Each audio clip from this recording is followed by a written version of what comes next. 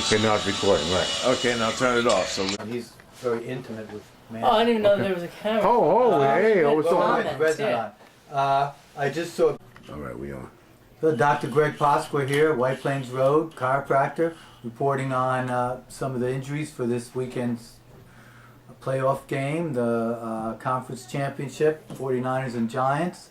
From the Giant end today, Nick's rolled his ankle. He says he rolls his ankle about twice a year.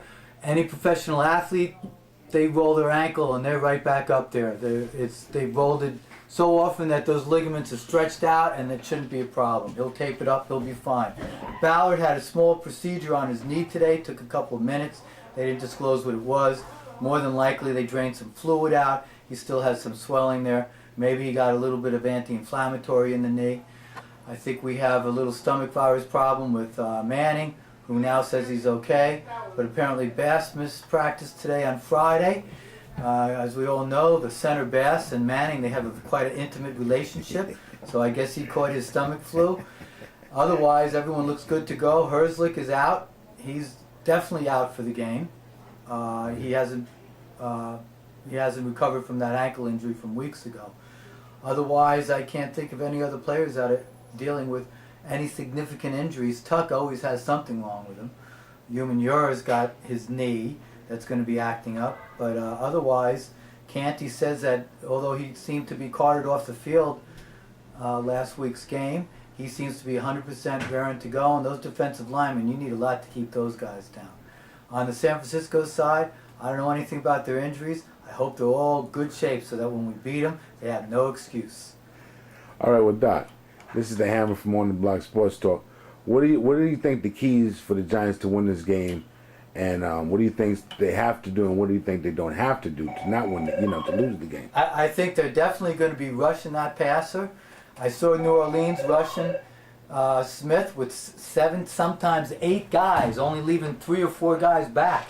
And even then, Smith had trouble making a play. If New Orleans ever tried that, or any team ever tried rushing 7 or 8 guys against Manning, Manning would find the hot receiver in a second. And literally a second, he'd have a 10-yard game. So you can't do that to Manning. But apparently we learned you can do that to Smith. The beauty of it is the Giants don't have to rush 7 guys. They only rush 4. Once in a while they'll rush that 5th guy, Boley, but that's it. They're always going to have 6 or 7 guys back in coverage. And I think that's going to make it real tough for Smith to find open receivers, because the Giants really have a lot of guys back there in coverage and they're only rushing 4. They don't have to blitz.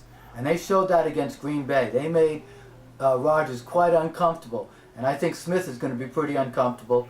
And no one's going to run any big chunks of yards off of either of these teams this week. So I think it all depends on the Giants' pass rush. They got 4 or 5 Ds that they could rotate in and out of there, so everybody's fresh. And as long as they keep that pressure on like they did to Rodgers, they're going to win this game. Think the weather will be make a difference in the game? It's supposed to rain for the next couple of days. Well, think that'll be a problem, being that Eli likes to pass the ball a lot and the Giants are more effective when they're passing the ball. You think it would be? I would think it would be, gripping a ball.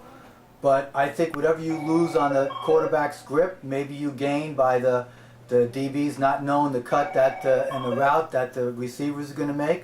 The receiver knows what he's going to do. The DB doesn't. He's the one that has to, whose ankles are going to be breaking when he's going back and trying to catch the receiver. So he's the one that's going to lose his footing. Now, I think it might hurt the pass rush, though, because if you don't have good footing, it's going to hurt the pass rush. But that's going to do the same thing for 49ers. So I think all in all, everything's going to equal out for both teams, except we have better receivers than they do. This is true. So you got a predicament on the game or what? Yeah, I think the prediction is 27-20 Giants. Okay. Dr. Pasqua for On the Block Sports Talk. Oh, man, go Giants. And my wife still wants to know why you called Hammer.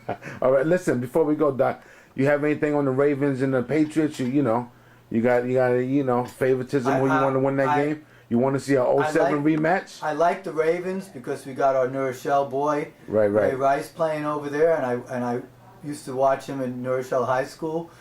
But I wouldn't mind a rematch with the New England game. But then again, if I really had my choice, I'd take the Ravens, because I think if the Giants owe any team anything, it's the Ravens, because the Ravens killed them in that Super A Bowl. Super Bowl, right? They killed them in that Super Bowl. So if they're paying everyone back this year, they paid back Green Bay, they're going to pay back 49, and now they're going to pay back the Ravens. They don't need to pay back New England. They already beat them this year. They beat them in the Super Bowl. And I'm kind of scared of going up against a Belichick team that's been beaten so many times by the same team. This guy does know his X's and O's, and he'll figure something out. All right. Well, thanks a lot, Doc, for On the Block Sports Talk. Dr. Pasqua for Pasqua McGee, signing off the hammer, man. Go Giants. Go.